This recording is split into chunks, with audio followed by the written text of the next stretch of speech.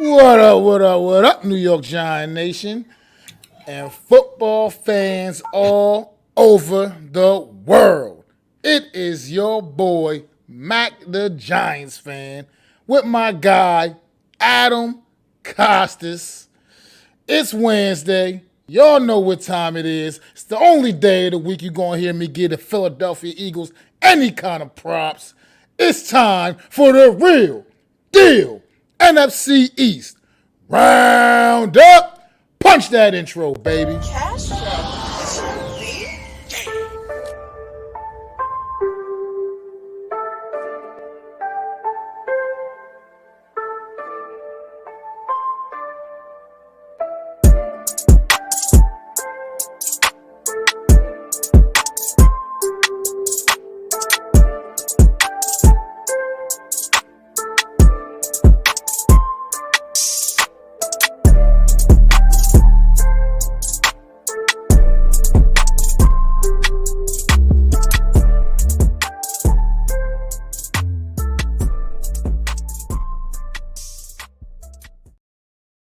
What up, what up, what up? What's going on, everybody, man? Welcome to another edition of the Real Deal NFC East Roundup. Week 2 is finally in the books. The New York Giants standing tall at 2-0 atop the NFC East division, tied with them Philadelphia Eagles. And, you know, we got the Washington Commanders and them Dallas Cowboys pulling up the rear at 1-1 apiece, respectively. But how you doing today, Adam, man? All right. What's going on, Miz? Oh, Randy I'm sorry. I'm sorry. I didn't realize I was on mute. I'm sorry. I'm talking. I was just saying I'm doing good. That's one thing. The second thing is I would bump that beat in the car, man. That's a car. I'm bumping that intro. You guys need to be bumping that intro. I know I'm talking, but hey, I am back. Week 2 is here. Let's get it going. Absolutely, man. We got a lot to talk about today. Oh, And I know- don't we ever? Yeah, we going. What's going on, Philly Sports Rap? Thanks for stopping through, brother. Philly.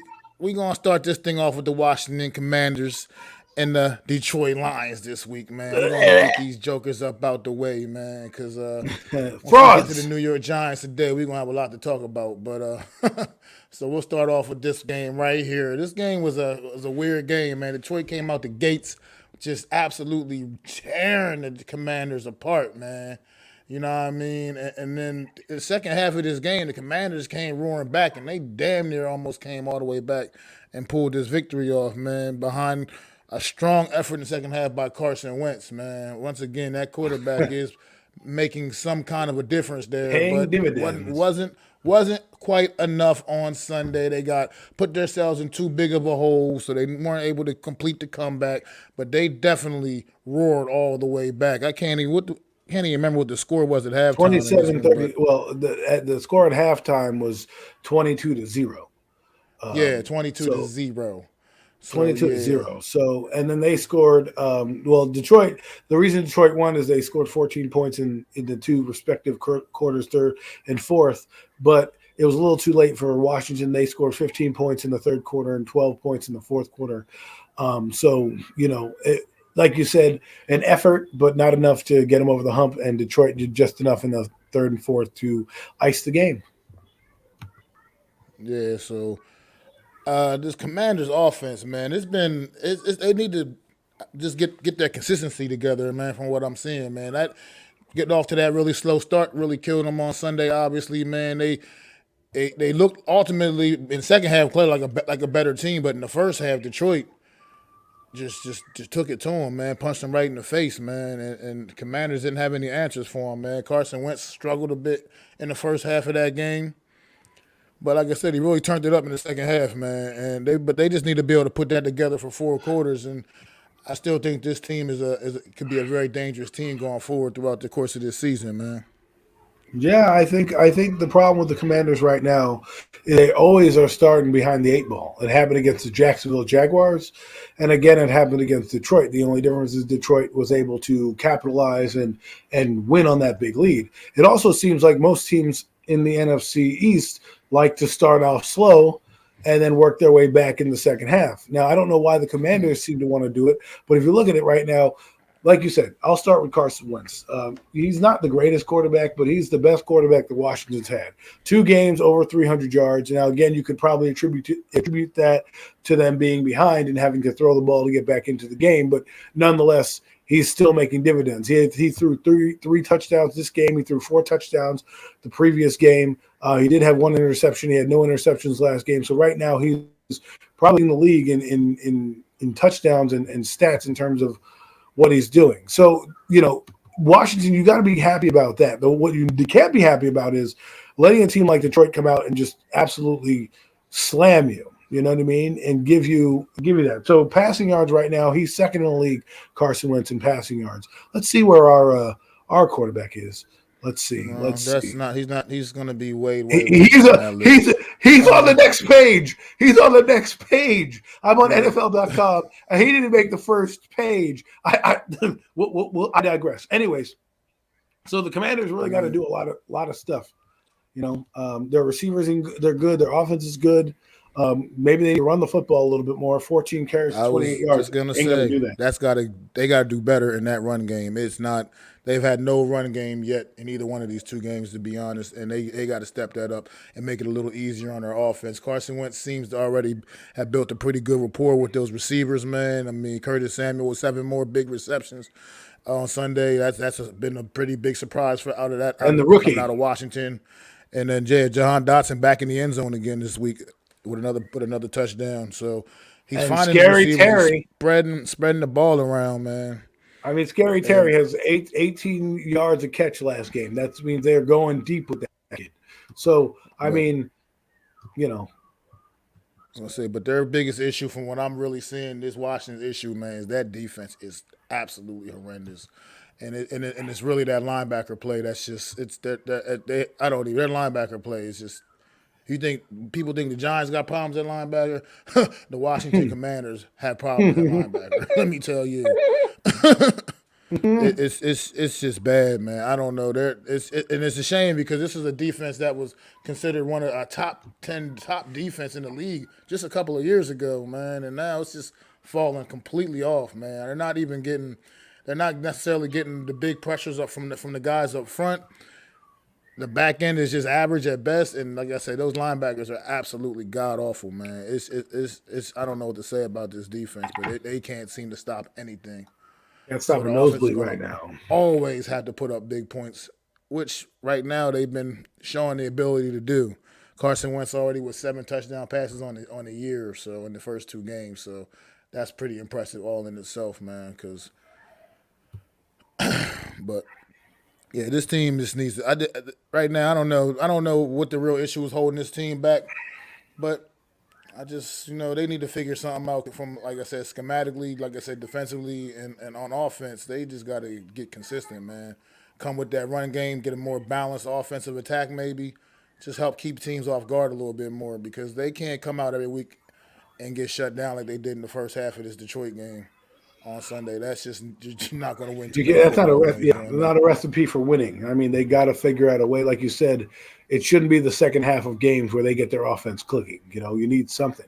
And once we get to the Giant game, we'll touch on that as well. I think that's another game where you saw kind of the same thing. The offense struggled in the first half, and that against better teams, that's going to beat you. Now, Detroit's not necessarily a better team than them. That's a 50-50 game. These are the games that we talk about all the time that you need to go in and win. And this team, Detroit, looked at Washington and said, we can beat them as well. So that's why I'm telling you, when you look down the schedule, don't give me that schedule crap. Because if we dealt with the schedule, the Lions would be 0-17 every year. Okay? And they're not for a reason. And here we are. They beat a team that's probably better than them, talent-wise. Probably better than them.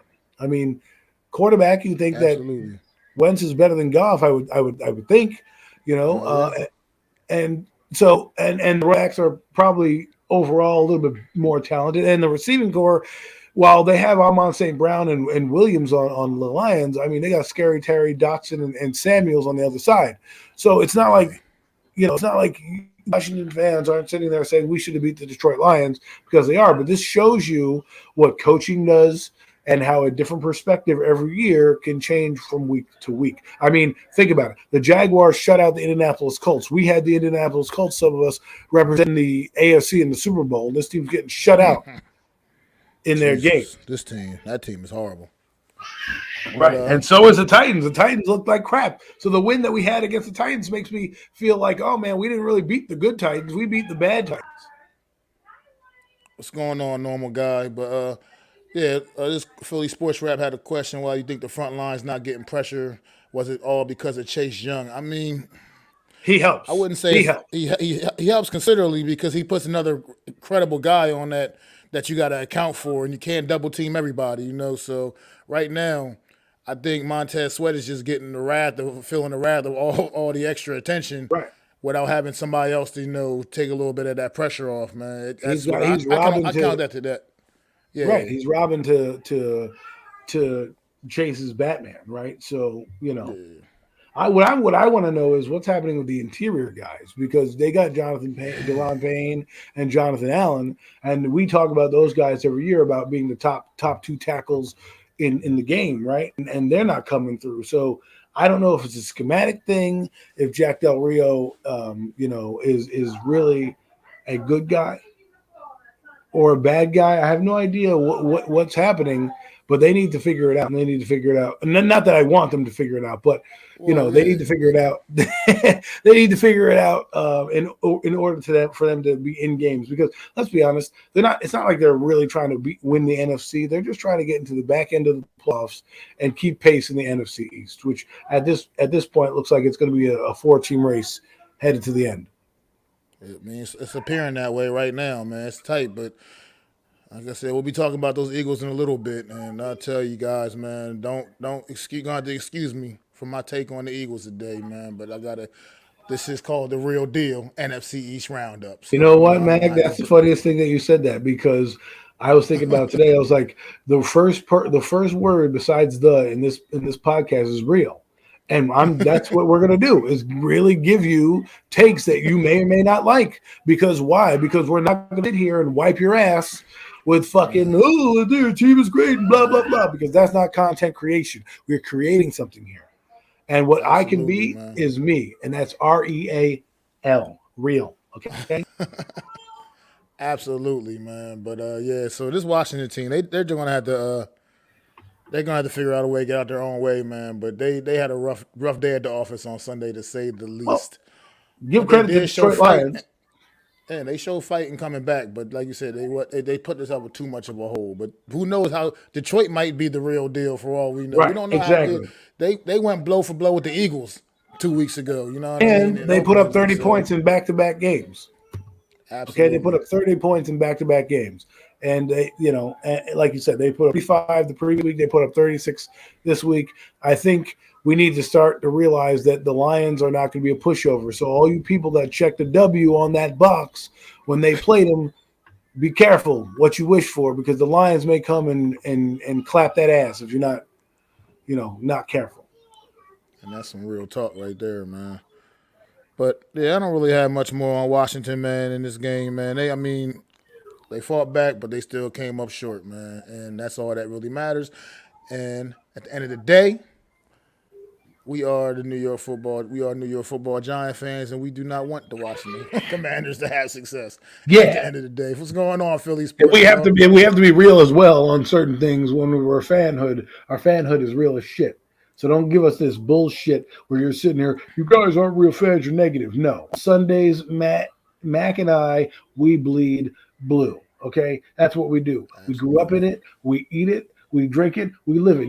There was a commercial that I'm going to recite right now. Eat football, sleep football, drink Coca-Cola. That's my Sundays. Okay. I wake up eating football. I wake up drinking football. I wake up eating, sleeping, and drinking football and Coca-Cola as well.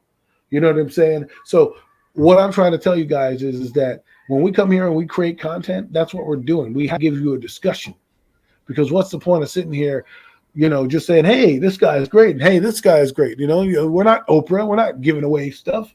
You know what I'm saying? Absolutely. But yeah, I don't have any more thoughts on Washington, man. If you're ready to move on to the next one, Yeah, man, we let's can get out of here. definitely Let's get out. let's get out of Washington, man. Let's go visit our friends down in Dallas, man. Oh my! The America's team, the team that's going to the Don't Super ever say Bowl that again. every year. Every year they're going to the Super Bowl, man. Let's go visit that team. America's team. Come on. Yeah. You almost made me vomit in my mouth, man. Luckily I wasn't eating dinner because I would have just threw it up. You could have said, "Hey, we're talking about the Dallas Cowboys." No, you had to say America. Now I'm fired up. Well, the Cincinnati Bengals visited the Dallas Cowboys on Sunday, and I think everybody, myself included, expected the Cincinnati Bengals to rebound from a very poor Week 1 performance and go and take it to the undermanned Dallas Cowboys. And what did they do? They let the Cooper Rush-led Dallas Cowboys get out of Jerry's world with the W. Cooper Rush. Well, it's funny, Mac. We were on a podcast together on Sunday morning with Hardcore Sports. They do like a preview show or some sort, and we picked our upsets of the week. And I said Cowboys over Cincinnati, and people looked at me like I had 5 heads. Like, what are you talking about? And well, lo and behold, Cooper Rush. If I was a betting man, I'd be betting right now. I'd be making money because that take was a good one and a hot take, right? Cooper friggin' Rush. Let that name sink in. Cooper Rush. Okay? Sounds like a superhero or some crazy name like that. Well, he was super on Sunday. He was super on Sunday. He was a big part of the reason for the Cowboys' victory. I put it that way. A big part of the reason. A big part of the reason. See that? Let those words resonate. That what Mac just said. A big part of the reason. This is what called foreshadowing in the business. A big part of the reason why they won the football game. And I'll give you another big reason. Number 11. Okay, number 11 on that defense. We got to start respecting. Okay, and I don't really like the Cowboys to be getting all angry and everything like that. But people need to start watching the film correctly and telling us what it is and not what they want. Because this guy has 4 sacks in 2 games. He could have 4 sacks on Monday night alone by himself with this offensive line. He went up against a better offensive line in 2 games. He went up against good offensive lines. Well, the Bengals are a work in progress. Spent money this year to get a better line. And he is the reason that defense is what it is. That whole defense kept them in that football game. They gave up 17 points to a team that had Jamar Chase, Joe Burrow, Joe Mixon, T. Higgins, and whoever the other receiver is. I forget what his name is right now, eluding me. Tyler Boyd. Exactly. Tyler Boyd, yeah. Right? And so for me, we're sitting here, and they're coming to town, and they're looking at us. We can't even get our ducks in a row with our receiving core. And you think that they're going to be worried about us? No, we need to start to worry about them. Take them seriously because number 11 was Defensive Rookie of the Year last year. Right now, he's on pace to be Defensive Player of the Year. And he single-handedly changed that defense. Absolutely. I mean, that defense is ferocious, man. 6 sacks on Joe Burrow on Sunday, man. They ain't playing no games. If nothing else, that defense is going to always keep the Cowboys in games, man. I don't know if we can expect this level of play from Cooper Rush week in and week out, but he appeared to be a guy capable of keeping them competitive, at least until they can get Dak back in the lineup. And they did it smart, man. They didn't put too much pressure on this guy's shoulders. They had a nice, balanced offensive attack, man. 27 rushes on the day, and as well as 31 passes. So that's pretty balanced, you know what I mean? And they did it. Right. They didn't just say go out there and throw 50 passes and try to win us the game. Win us the game. Yeah. Well, you got to look at this defense, okay? The defense held the Buccaneers to 19 points in game 1, okay? They then played this game this week and held the Bengals to 17 points. A very potent offense, okay? And like you said, they rallied around their quarterback. That's what they did. They could have easily folded up the tents, folded up the shop, and said, let's get the hell out of Dodge, okay? And this team would have been coming in 0-3, ready to die. But instead, coming in 1-1, looking up at us, saying, hey, we're back in the race. We just beat a team that's probably better than us on paper. We're coming for that number 1 spot. Last time I checked, we're the defending champs until told otherwise, right? So that's what it told me. And that's what it told me. because they could have easily done that. And don't think that Mike McCarthy, who said on Friday he got a little bit more involved in the game plan, is not going to get more involved in the game plan this week. They're creatures of habit. And last week they won doing whatever it is they were doing over in Cowboy camp, and they're doing it now. Jerry's not calling up this week, but if they beat us on Monday, he sure will be calling on Wednesday to rub it in our faces right now, because that guy looked like they just won the Super Bowl. But guess what happened? Cooper Rush got the ball back and did what he needed to do. Yes, he had a deflected ball that got caught. It still probably would have been a completion because the guy that he was throwing to was still wide open. Okay, so he did what he did within the means of the game. He won a football game. That's more than I can say about a certain quarterback that plays for our team.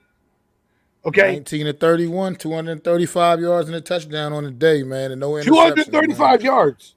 235 yards. Our quarterback can't even throw 200 yards in one game. He threw it in one game play. This is what I'm talking about.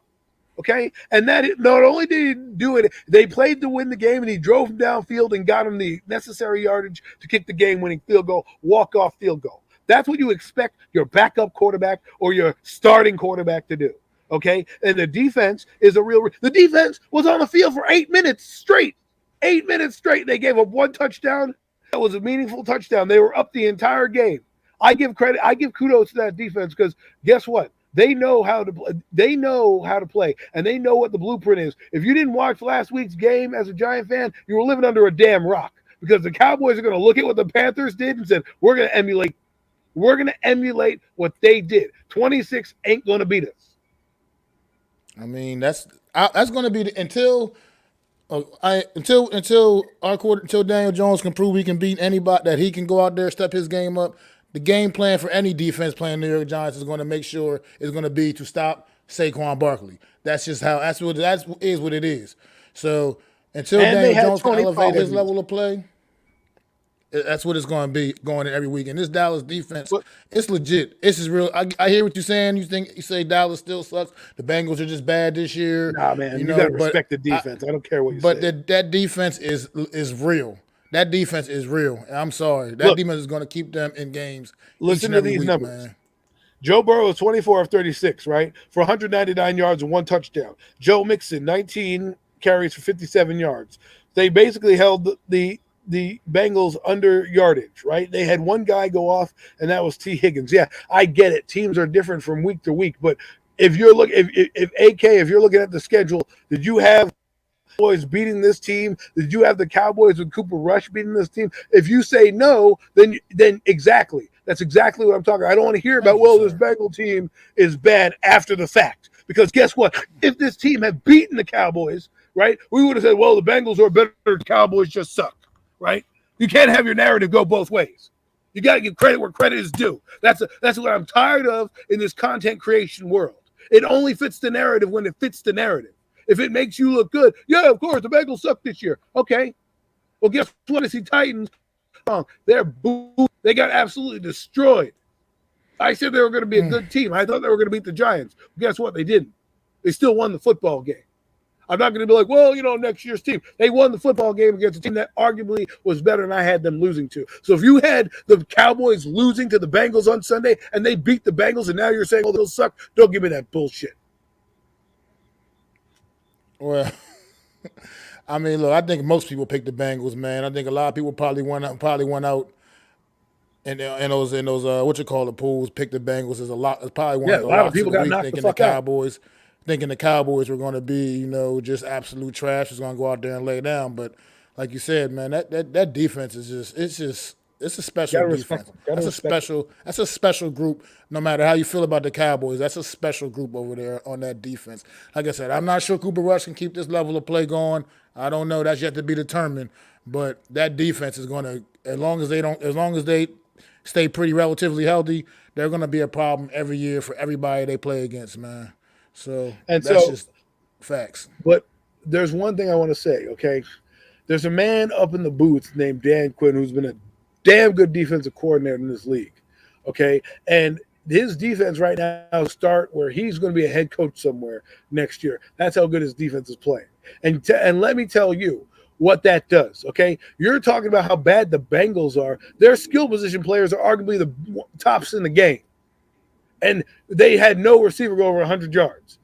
That, and now they're staring down the gun barrel of the New York Giants, who are 2-0, who we both believe, lucked out in team they should have beaten in game 2, right? So here we are standing at 2-0, and we are what our record indicates us as, but that doesn't mean this defense is going to come down and lie down for us. As a matter of fact, they're probably sitting there saying, why can't we go out and beat this guy? Look what we just did to Tampa Bay, and look what we just did to the Bengals. And now we're going to sit here with this offense that can throw 200 yards. And again, Joe Burrow is on a different level than Daniel Jones. And they made that guy look pedestrian. I can only imagine what they're thinking about in the film room today. Absolutely, man. I mean, they're going to, at the end of the day, it's a big division matchup, man. So they're going to come in hungry. They're going to come in ready to fight. They on the road. It's going to be a little bit of a hostile environment for them, but it ain't nowhere they ain't been before. You know what I mean? They're going back to MetLife. This is what I mean. This is what I mean. This is what I'm talking about. You're an Eagle fan, so you're riding high right now, sitting up there. They haven't played a real team yet.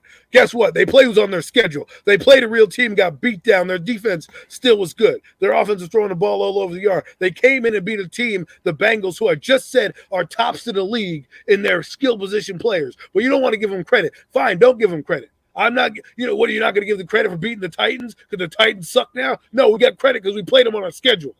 Don't give me this bullshit. They played an NFL team. I'm tired of this shit. I don't give a shit if their offense is bad. Their offense did just enough to win the football game. Guess how many points they scored? 20. Guess how many points the Bengals scored? 17. After winning, you win. It doesn't matter how ugly or good looking it is. They won the football game. And that's what I'm talking about. I'm tired of this shit. We're sitting here with everybody. It goes Eagle fans, Giant fans, Commander fans. Don't give me the nitpicking. Well, if the offensive line blocked, this would have happened. No, you lost the fucking football game. Point blank. Well, on that note, any more final thoughts on Dallas before we gonna move on to this? To the Eagles? To the Eagles, to the Philadelphia Eagles, man. All I'm saying is F the Cowboys. Let's we'll come see us on Monday night, and we'll show you what a real team looks like. Oh, how you like that, AK? Well, on that note, we are going to shift gears to Monday Night Football, where the Minnesota Vikings took a trip to the Link to visit the Philadelphia Eagles. And I'm going to apologize in advance to all my fellow New York Giant fans. Do not take any of this the wrong way. It's going to sound a little bit blasphemous, but I'm going to just straight up say it. The Philadelphia Eagles are for real. They are legit. They are currently, in my opinion, the absolute best team in the NFC conference right now through 2 weeks in the NFL, in my opinion. That Monday night game, Jalen Hurts, I don't want to hear any more shit about Jalen Hurts can't throw the football. I don't want to hear anything about Jalen Hurts' skill set. He proved to be a legit and more than adequate on his way, taking his steps towards elite level NFL quarterback with his gameplay on Monday night. I mean, the numbers don't even do it justice. To be quite frank, this kid is. Yeah, he had a magnificent game. He's for real, man. Things he can do are just things that you just can't stop, and it's not things you can coach. It's internally what's in him. It's his will, his sheer will to want to succeed and win. This guy just has that something extra that you just can't. You know what I mean? I don't know. I don't know how to explain it. It's I hate sitting here, but this is the only day of the week you'll get this from me. I'm telling you right now, Wednesday's the only day the Philadelphia Eagles gets props from MacDaGiantsFan. And it's because on this show, on this platform, I got to just speak the truth. You know what I mean? And the truth is the Eagles are, in my opinion right now, through 2 weeks, the best team in the NFC conference. At that bottom line, in my opinion, that's what they are right now through 2 weeks of football. Well, I'm not going to go as high as the best team in the NFC conference, but they definitely are the number one team in the East. And I will give credit where credit is due. Definitely where that goes. Jalen Hurts. I want to say this about Jalen Hurts, right? If you look at the progression of a quarterback, and I'm sorry, AK, you left because now you're about to get praised. I didn't take your things out of context. You're not understanding what I was saying, but that's okay. I'm not for everybody. But my point is this. Jalen Hurts came in 2020. I think that's when he was drafted, second round. Nobody thought anything really of it. Doug Peterson pick. Comes in, plays the last couple games of the year, gets his feet wet, right? The next year, 2 full season, he comes in and has a decent year, right? A decent year. And everyone's saying, well, he has to make the jump to be a real quarterback. Well, guess what? In year 3, in 2 games so far, he has made a jump. The jump that you expect to have when you draft a quarterback, a jump that you expect to have and see. I don't, the only way they get rid of him is if they just don't like him flat out. But if you want to look at how a quarterback is supposed to progress, that's right, Giant fans, how a quarterback is supposed to progress. This guy has checked all the boxes. He struggled in his first 6 games. He grew growing pains in the first half of the year last year and then corrected those growing pains going forward. And right now, he's elevated his game to a new level by adding the dimension of being an actual passer, right? You know what I mean? He's become an actual exactly what you passer. mean. And for me, I got to give credit where credit is due, and that is, first off, he's in college his entire career, right? He got usurped in Alabama, went to Oklahoma. We know the story. Gets drafted by the Eagles. No one thinks anything of it. They hope they have a guy, but not really sure. He comes in, learns a different system. Nick Sirianni has got this guy playing at an elite level status. I know it's only the second week, but what he did against the Vikings was nothing short of spectacular on Monday Night Football. Okay, he ran the ball. You know what I do it justice. Let me read you what went on in that game so you can understand and let it fathom into you what happened on Sunday night. A good defensive team. Arguably, some of us picked Minnesota to represent in the NFC. Kirk Cousins has 220 yards and 3 intercepts, right? Jalen Hurts has 333 yards on 26 of 31, right? 1 TD and an interception. I'm not going to blame him because I think it bounced off the receiver's hands. They did just enough running. Miles Sanders had 4.87 yards a carry. Jalen Hurts had 11 rushes for 57 yards. So he threw for 300 yards and then ran for 50 yards. And not only that, had 2 touchdowns in the running game. Okay? 2 touchdowns in the run. This is a magnet. You can't get a better performance than that. Okay, and then he spread the ball around. He had Dallas Goedert, 82 yards. Devontae Smith, 80 yards. A.J. Brown, 69 yards. Quaz Watkins, who, Eagles, but apparently here he is, 2 catches for 69 yards. Okay, Speaking of Quez Watkins, that touchdown, he threw an absolute dart on that touchdown. I mean, you couldn't throw a better pass if you tried.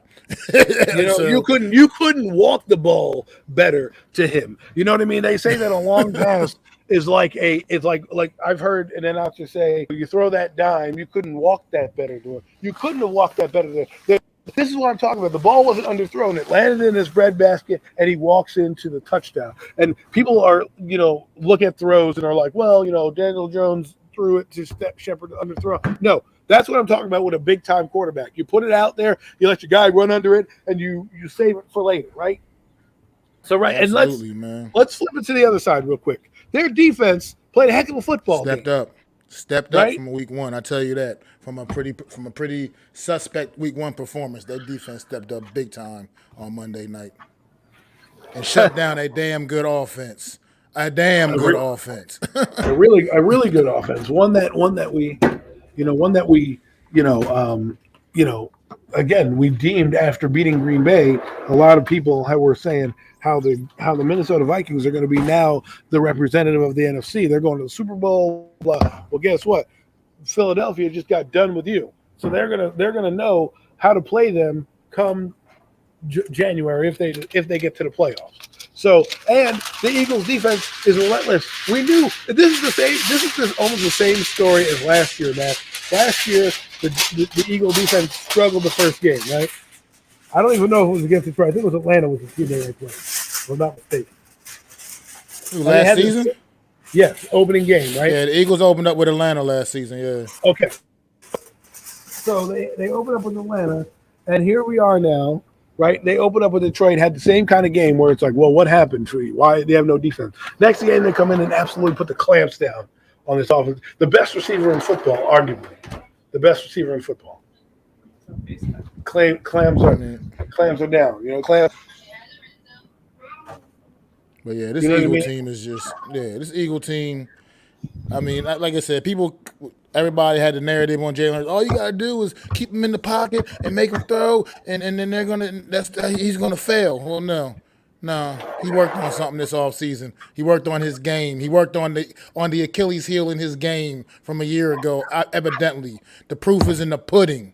Is what he's doing on the field. He is showing it on the field. He is a leader. The whole damn team rallies behind him. They are a believer that he can carry them far, and that's going to probably ultimately carry this Eagle team pretty damn far, barring any major injuries or something like that. Well, that's the thing, Max, is he can carry the team, and that fuels your defense because now your defense knows, hey, if we don't play perfect, our guy's going to bail us out, right? So let's go get the ball back and try to, give him more chances.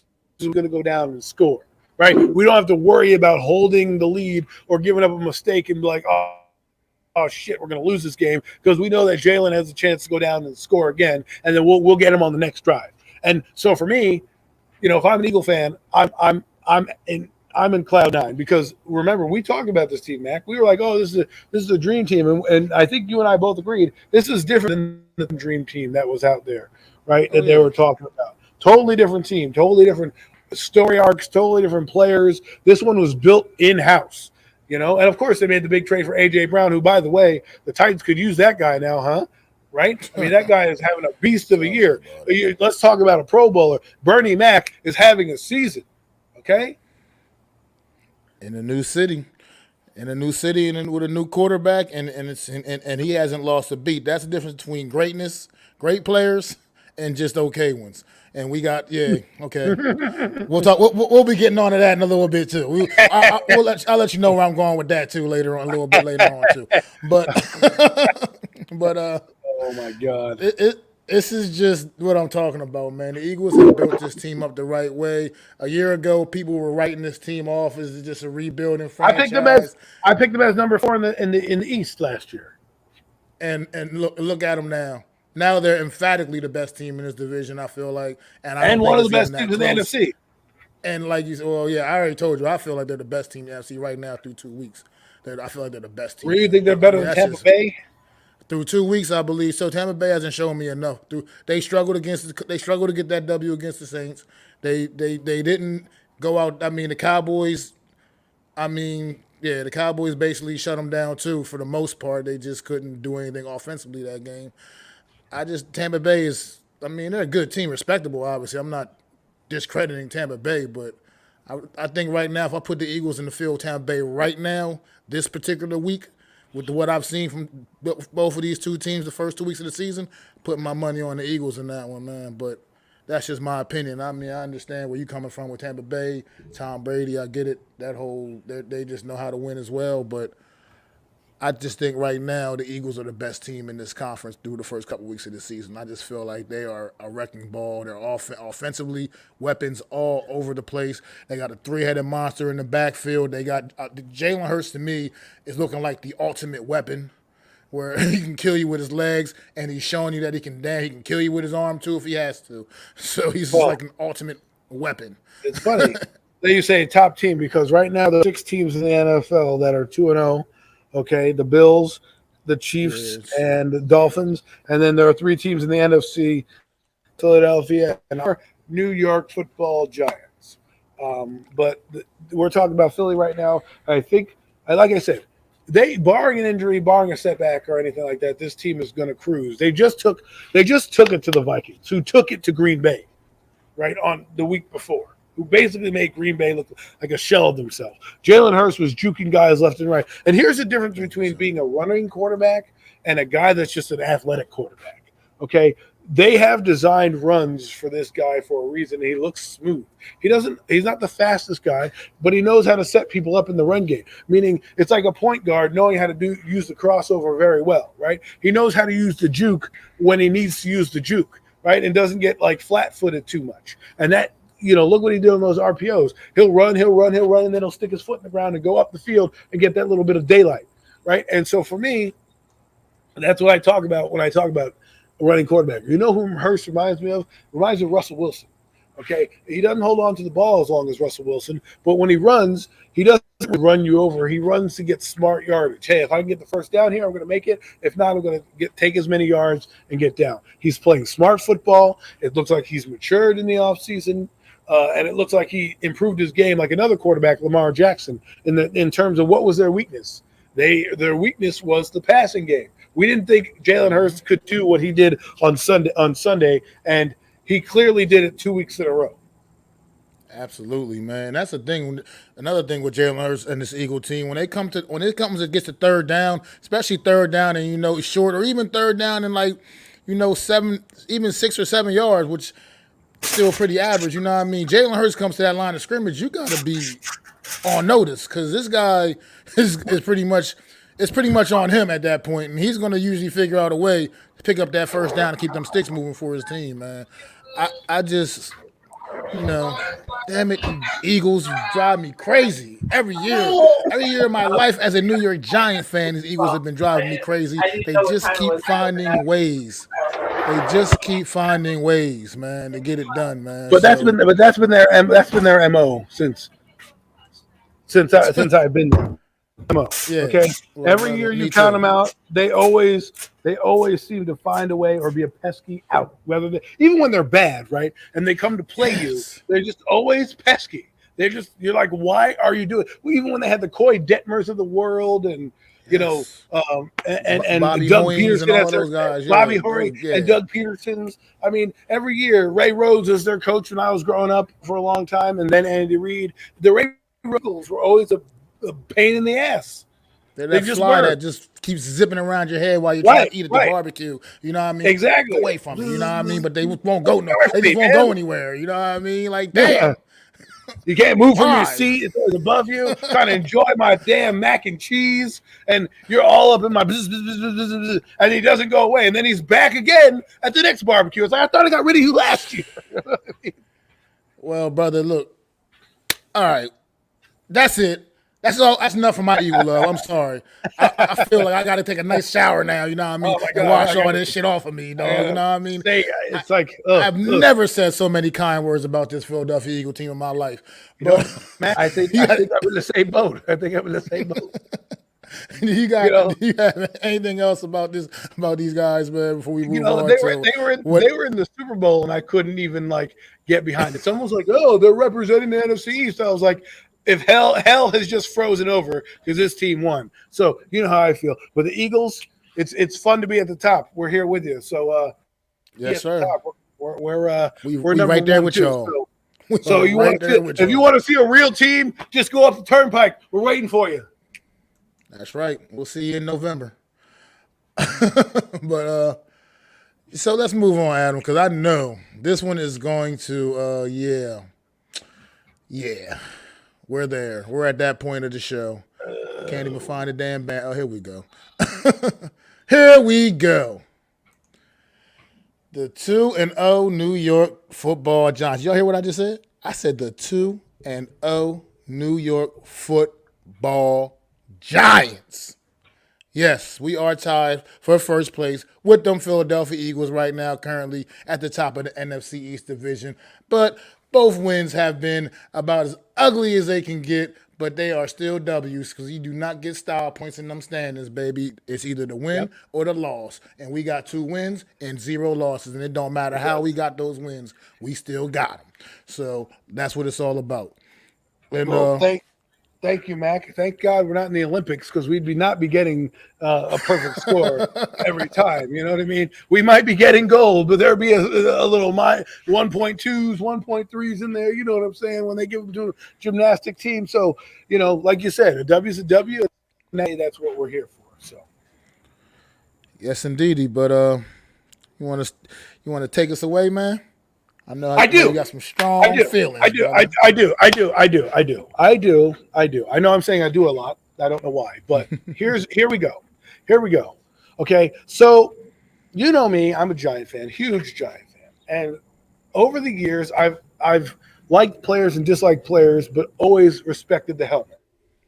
And that's what I'm going to tell you. Respect the helmet. because I don't care who's under the helmet. Respect the helmet. I have a couple people out there poking at us saying, hey, we need to respect a certain guy because he plays on our team. Well, I counter that with, well, guess what? There's a receiver on this team who we don't like that much. Why aren't we respecting him? Actually, there's two receivers on this team who we don't like that much, and nobody wants to respect him. But because this guy plays a prominent position and everyone wants to feel sorry for him, we got to like him. Well, guess what? DJ, you need to step up. Okay, you're 0-7 in primetime games. You play under the lights. You want to prove something? You want to tell me something? How in the hell does Cooper Rush have more yardage than you? Okay, how are you on the second page of the NFL yardage book? There are quarterbacks better than you. You have Baker Mayfield. Me going on right now. Don't tell me and don't give me this excuse, because this is what Daniel Jones is. He's an excuse maker. And I don't mean by him, I mean by the fan base. Because we want to sit here and say, well, it's the offensive line. Well, the receiving corps stinks. Not this year, not buying it, not taking what you're selling. I sat there all year and all off season doing the same damn thing. Oh, it's the offensive line, it's the receiving corps, blah, blah, blah. No, it stops right here. Daniel, you got to pick it the fuck up. Okay, we're one of the best teams right now in football, and it's not because of you. Well, and look, I will.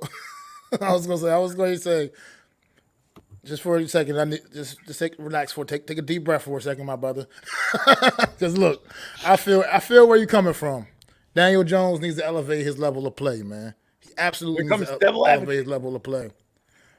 But right now, he's currently not costing us football games. But like you just said, he's also not winning them for us either. And we need him to step up to that level. Like we were just talking about the young man in Philly, Jalen Hurts. He's a big component to why they are so successful right now in winning football games. And Daniel Jones needs to get up to a level where he's the factor. He's one of the reasons why, and that's my biggest beef with him right now, is that you're just not getting it done from that standpoint. These numbers are just too anemic for me. I mean, 22 for 34, 176 yards, and 1 touchdown. Look, okay, get it. It was enough to get us the W on Sunday, but that's just not going to be a recipe for future success. You know what I mean? You got to do a little bit more. At the same time, I am quite happy that he's not also costing us football games. Yeah. Just need him to, well, yeah. I just need him to step up and do a little bit more, man, for this team, man, because everybody's going to be ready for number 26 for Saquon Barkley. Everybody's going to be ready for Mr. Barkley. That means Daniel Jones as the quarterback and the leader, one of the captains of this offense. You need to elevate your level of play and bring and rally this team around you, man. Now I want to see that on Monday night. I'm looking forward to seeing if you can go out there Monday night and outdo Cooper Rush. Because to me, if you can't get that done, then I don't know what we're having any more conversations. I don't know about outdueling Cooper Rush. I just need him to make plays when they're there. When you're staring down a receiver and the guy is wide open, 89 is standing there in the middle of nowhere. He was on a Florida-based type of thing. He was so wide open, it was like he was in Florida. He was so big, it was so open. He could do whatever he wanted to. He missed him. He missed Sterling Shepard. That should be a touchdown.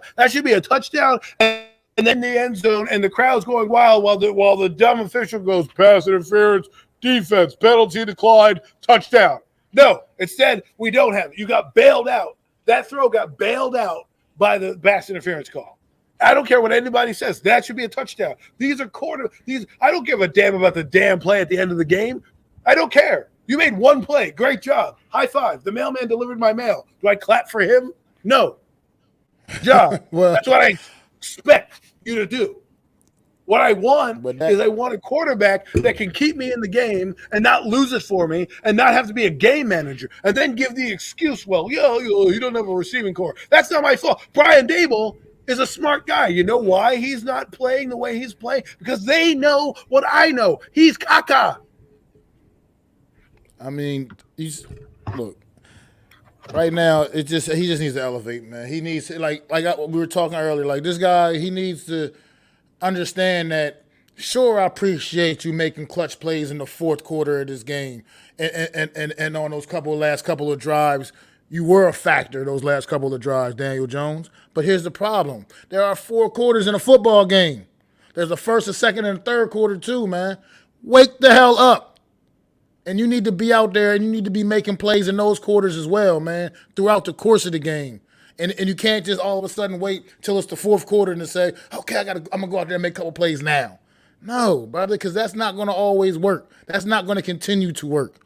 So yes, I agree. He needs to step the hell up and become more of a leader and elevate his play, man, because it's just not good enough. It hasn't been good enough.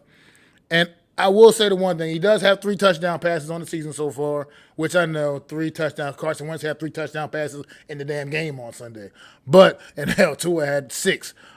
But at the same time, it took Daniel Jones 4 whole weeks of the season last year to get to 3 touchdown passes. So I gotta look at the little small victories here, bro. Right now, that's all I can hold on. They're very small victories. I mean, you are reaching. Reaching. Here's the thing. That's all we can do right now, though. Because at the end of the day, he's the quarterback at the end of the day, and he's going to be our quarterback as long as he's healthy. He's going to be the guy running out that tunnel for us this season. At the very least, no matter what. Did you support Dave Brown every year? I mean, I supported the New York Giants and Dave Brown as quarterback. Okay, there you go, Mac. You just said it. The fact that you couldn't say yes, I supported Dave Brown is the same reason why yes, I can't support Daniel Jones because quarterback in Eli Manning, who yes is much maligned in the media, yes did all this other crap that we know about and talk about all day, every day. We know what Eli Manning gave me every week, week in and week out. I knew that I had a puncher's chance to win the football game. That's what I had every week. No matter who we were playing, I had a puncher's chance to win the football. This, I had a text from a friend. He was actually in here. Miz. He goes to me. He's like, "Oh man, let's pray that everything goes right." You know what I mean? We didn't have to do that with Eli. Give him the ball inside 2 minutes. He's getting you in the right protection. He's getting you in the right. He's making the right decision. I shouldn't have to sit here on my knees hoping, please Daniel, praying to the football gods that he wins. Right? He hasn't done anything right now. This is why you can credit. Everyone's like, well, you're 2-0, Adam. Why do you care about this? Because it matters. Because in big games and big spots, your quarterback needs. And if he can't, I don't want to hear about this bullshit about the receivers. And this is the dumb argument someone made yesterday. And I hope they're on here listening. Because this is a dumb argument.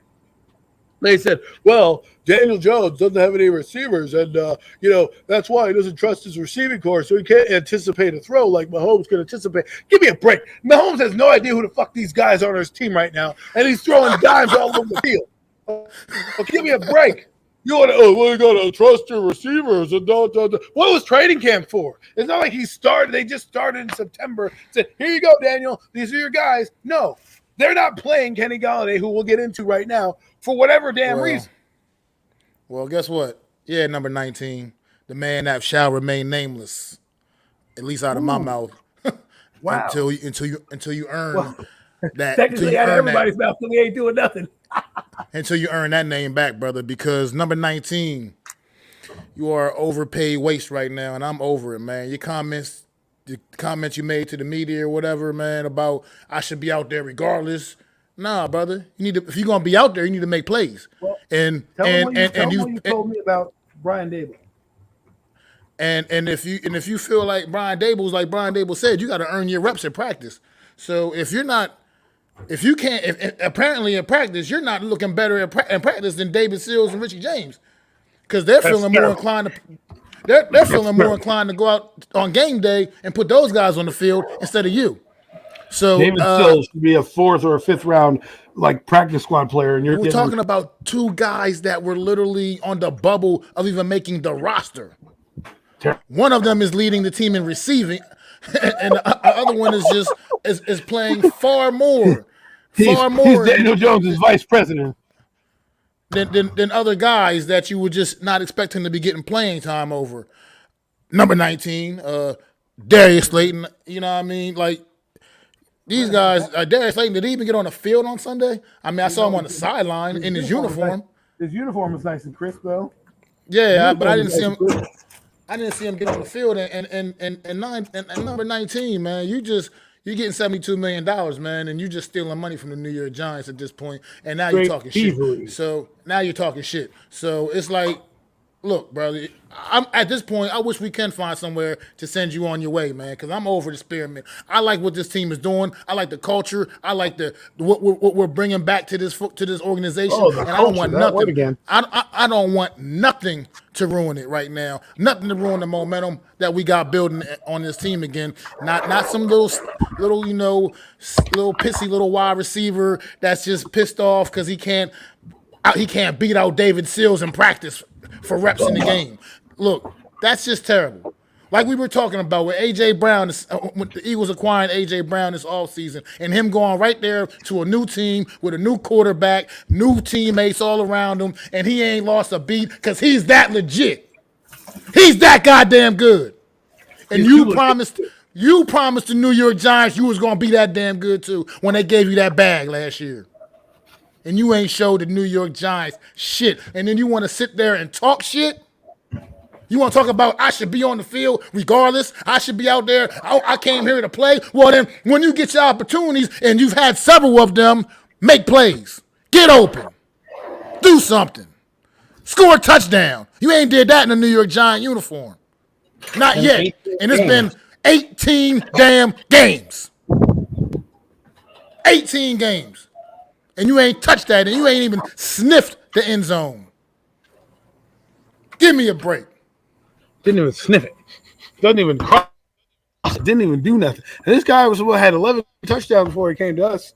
I'm going to also attribute this to partially two things. One, the new regime not liking him. Two, probably he's still injured. And three, dare I say the quarterback is not as good as we think, because I don't know what's wrong with Kenny Galladay. Outside of that, he's a mopey pants right now, and he needs to get out of his feelings.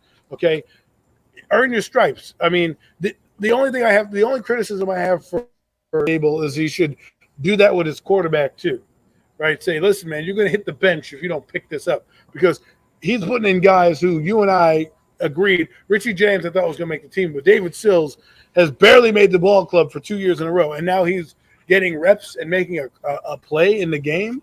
Oh my God, they don't play.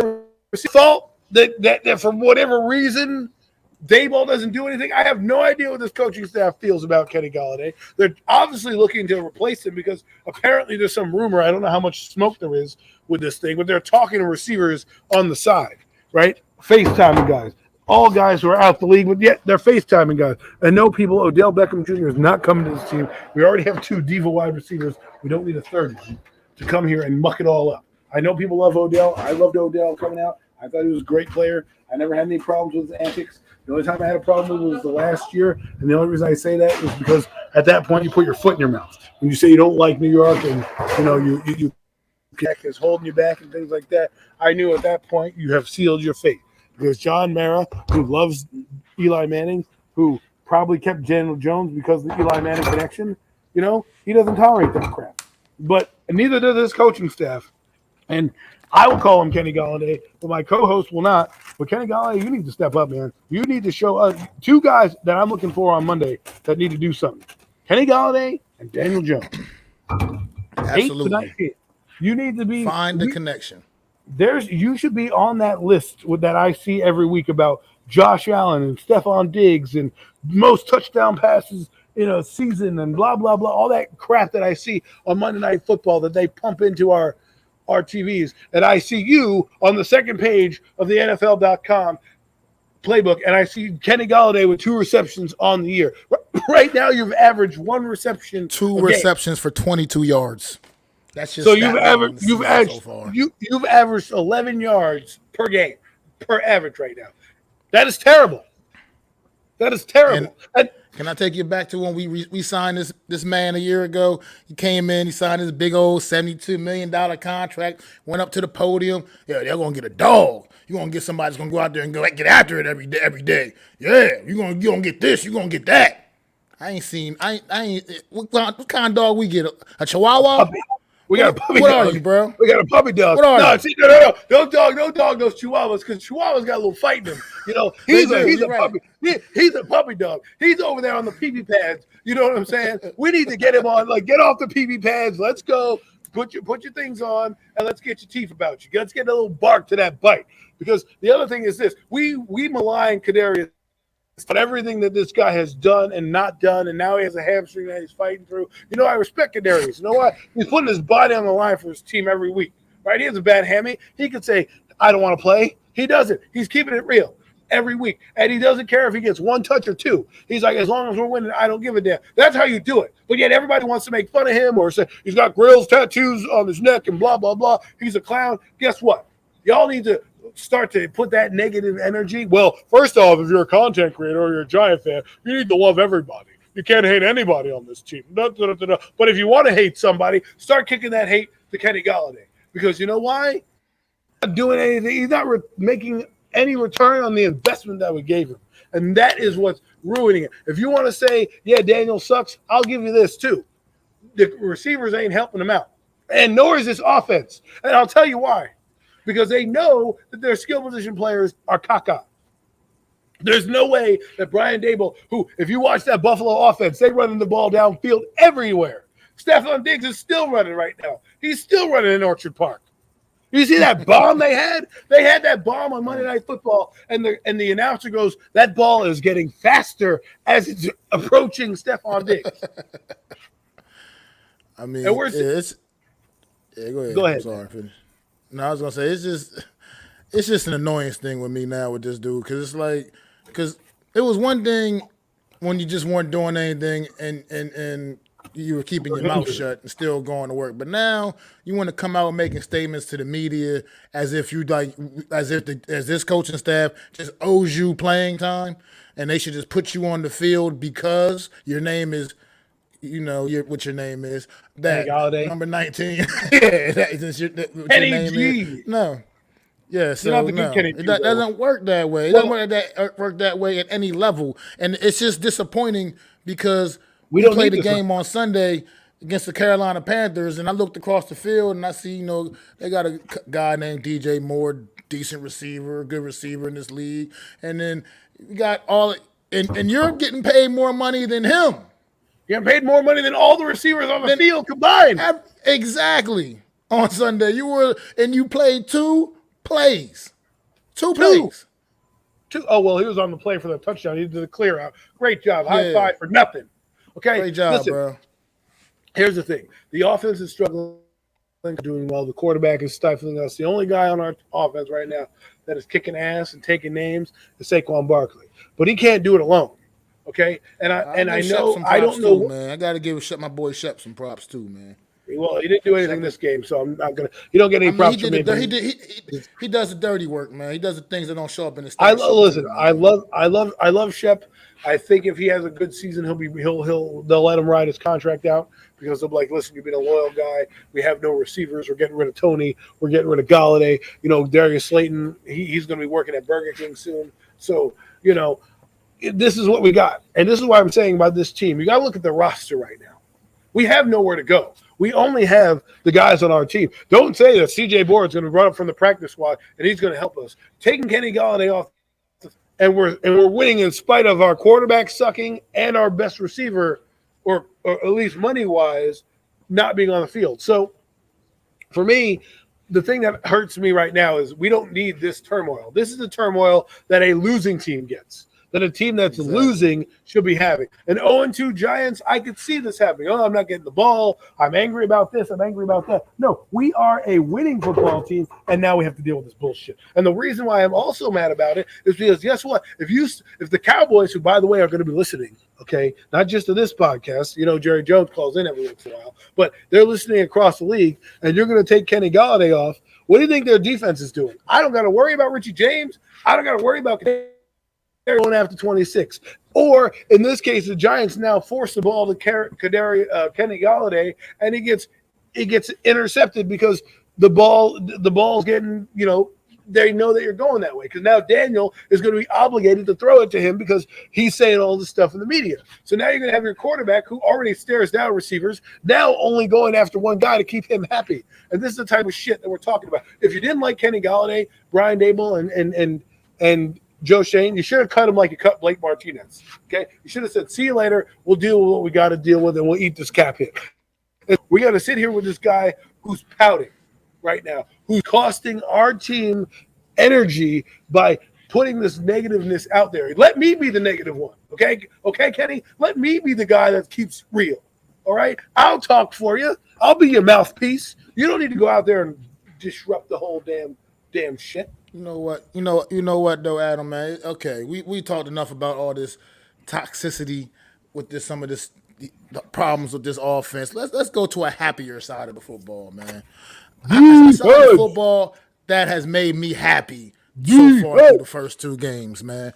And that is this defense that I feel like is playing above their heads, above their whatever however that saying or whatever. The X's and O's, right? Yeah. Like they're just playing out of their mind right now. Considering all things considering, a lot of people coming into this season did not expect much of a lot from this defense. Thought it was going to be a struggling defense without our two best pass rushers on the field for the first two games. This defense is still holding it together. We lost Leo Williams in the third quarter of this game, and I feel like the defense elevated their play even more after that. The secondary is playing far better than anybody thought it would. It's still not perfect back there, but they're playing far better than anybody thought it was going to be back there. This defense is making me very, very proud. A very, very proud New York Giant fan throughout the first couple weeks of this season, man.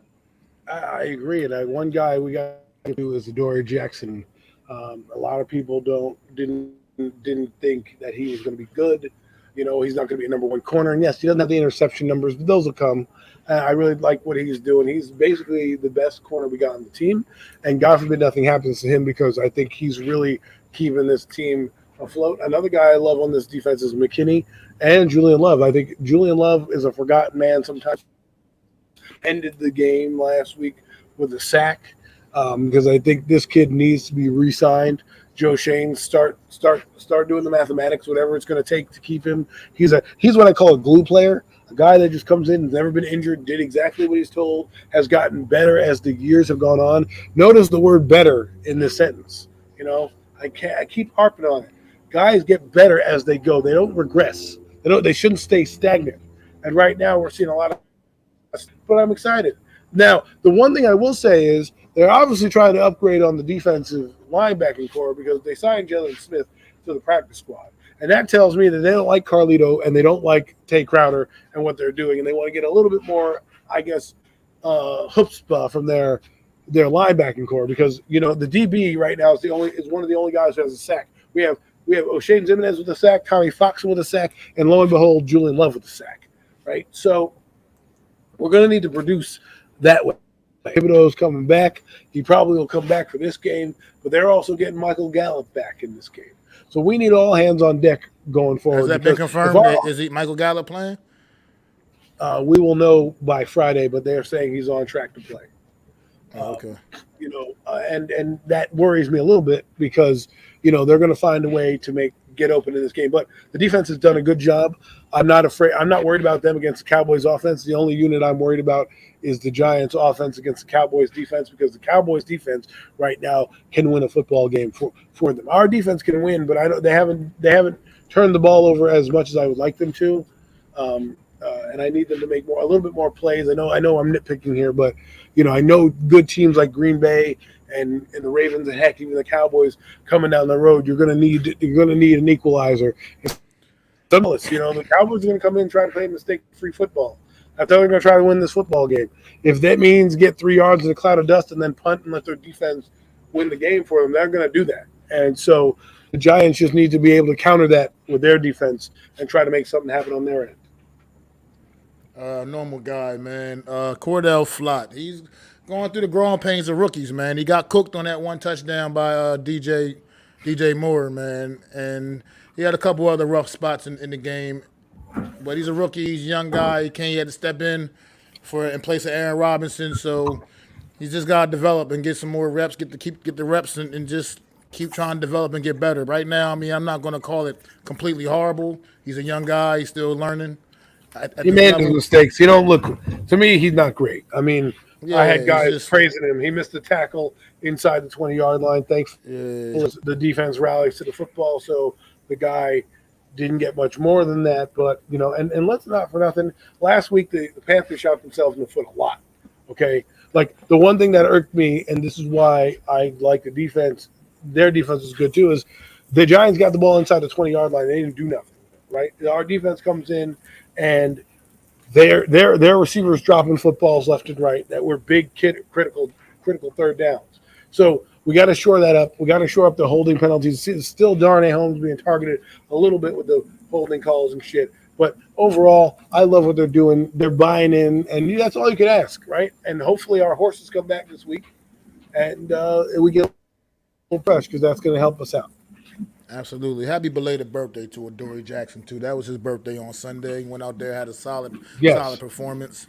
Got to celebrate his birthday without having to be all down about losing. I can only wonder what he was doing that night. Adoree, share your Insta photos, my friend. I want to know what went down. What did Adoree Jackson's night look like after a win that had? And by the way, he came. I got to commend a guy who came to this team, got a big contract, and is performing up to that contract. He didn't pout last year. He didn't do anything. He came in with a big contract and is living up to it. And is actually playing at a Pro Bowl level, dare I say. Okay? So, Kenny, maybe you should go talk to Adoree and say, hey, Adoree, how are you doing? Like, how do you channel that energy to want to go out there and do the job you're getting paid to do? Yeah, ask him that, Kenny. Or, that guy. Number 19. Yes, motherfucker, yes. you. I love that little Jeff. You motherfucker, you. It's because, dude, like, wow, you get paid so much money, man. Hey, listen, I'll go play for Kenny Galladay. You can put 19 on my 38-year-old ass out there and give you the best damn effort ever. I know that I'm not 6'5", but shit, I will jump on somebody's back to catch a football if I need to. Hey, Daniel, I'm open, man. Did you see me? Oh, you checked it down? Terrific. That's probably also what's happening. I guarantee you that's also what's happening. He's right now Plaxico Burress. The only difference is that Plaxico produced, and he had Eli Manning. This guy has Daniel Jones. He's probably sitting here like, I paid all this money to come here and rectify this team, and I can't do shit because my quarterback is bad. They don't even give him a chance. I think it's partially the offense, but attitude, because you got to understand, like, you can't go up and throw we're inside the 20-yard line. We didn't even look his way in the end zone. So I don't want to give Kenny any fuel to the fire, but you like to play devil's advocate. I'll play a little devil's advocate for you. Number 19 doesn't get the ball because number 8 stinks and his coach doesn't want to get him the rock. Those are the two reasons that are happening to me. And the third reason is just freaking flat out is caca. He's garbage. He's washed. Those hip injuries, lower leg injuries probably have sapped him of a lot of juice coming out. So I don't know. But if the Giants want to win this game, number 19 has got to be involved. Otherwise, what is the Cowboys going to defend? Richie James? Come on. After all of this, after everything going down this week, if this can't get him to get on that field and go out there and have one of the games of his life, then nothing else will, man.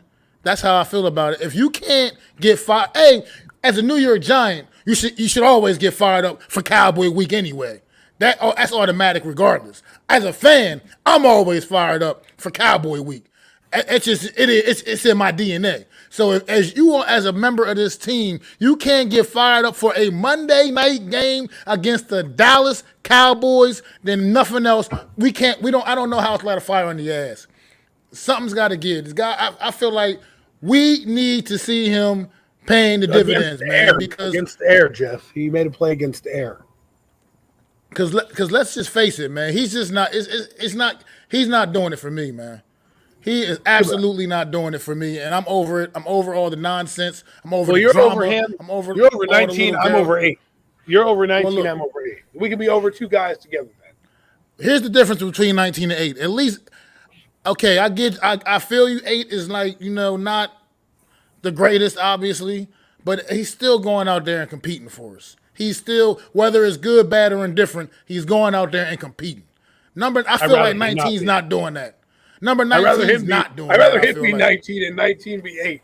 I'd rather have what I'm getting from Daniel Jones, from Kenny Galladay, and get somebody else in there that's going to win me a game or two or get me excited. Like, he doesn't keep me excited. The only guy that gets me excited on this offense is Barkley. But like I've been saying, you're inside the red zone, and you as a coach and a coordinator did not call a play for him in the game.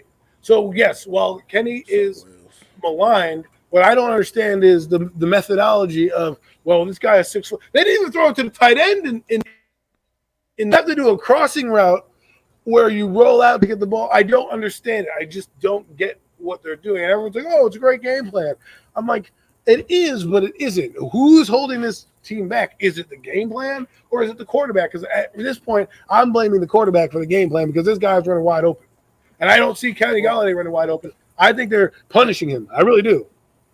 Well, if that's what it is, we'll find out on Monday for sure because right now he's getting $72 million to sit on that sideline and be a spectator. And nobody's giving me $72 million. I spectate every damn week. You know what I mean? So give me some more. Give me some of that. I'll be the best damn spectator you got. I'll watch on my head. I will watch the game on my head. You want me to wear a jersey? I'll go out there. Shoot. I worked with the Giants at one point. Shoot. I'll go out there. I'll put a jersey on. I have no I'm not in any kind of shape. I'm in round shape. I'm not in football shape. I eat potato chips on the couch on Sundays and drink beer shape. So if I can go out there, you can give me $72 million. Shoot, I'll catch as many passes as you need. You can force feed me the ball. I'll use my lower half and I'll box somebody out. But I think it's also a coaching thing. I do believe. I don't think this coaching staff likes him. To be honest with you, I don't think they like Kadarius Toney, and I think it's showing in the fact that they're not playing, which is also hurting your quarterback because if you really want a true evaluation of this guy, you should put him on the field regardless, like you said, to just be like, well, we have our best players out in the field. Is Daniel's still making excuses, right? You're hindering them by putting this guy out here because, again, defenses aren't scared of David Sills, Richie James, C.J. Borden, and the other bum that comes up. They're not scared of him. Shepard, okay, fine. We have to guard one receiver out of 5. I mean, Miz, I've been trying to speak this into existence for weeks now. I can't even make that prediction anymore because I can't. I had to believe it when I see it, man. And they tried to speak 4 touchdowns out of Daniel Jones this week, so you know that he definitely trying to. AC, they go and put your ass at O guard, big fella. Suit up and sit. Need you to stop Micah. Hell no. I ain't messing with Micah Parsons. Let me beat Diggs, man. Let me beat Diggs. I ain't no damn offensive lineman trying to get me killed. Trying to put me in an early grave there, hit squad. Damn. Shoot. Ooh, I mean, I try to bury me before I even get started. What's going on, his squad, man? I didn't even see you come in here, brother. Appreciate y'all stopping by. Wells, his squad.